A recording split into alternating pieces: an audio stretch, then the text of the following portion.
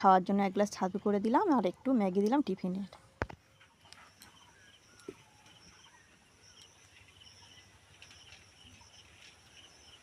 বাবু স্কুলে চলে যাচ্ছে, আমি বাগানে কাজে চলে যাব।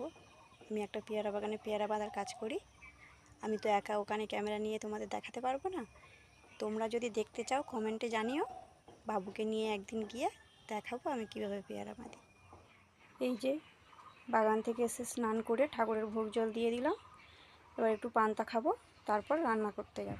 বাবু স্কুল থেকে আসলো, বাবুকে খেতে দিয়ে দিলাম। আমি তো পান্তা খেয়েছি বেলার দিকে, আমার ঠিক খিদেটা এখন হয়নি। আজকের এই মাছের ঝোল আর শাক পাতা চচ্চড়ি করেছি। খাওয়া দাওয়া শেষ করে আমি একটু গ্যাস অফিসে যাচ্ছি। আজকের ভিডিওটা এখানেই শেষ করলাম, দেখা হবে আবার পরের ভিডিওতে। টাটা।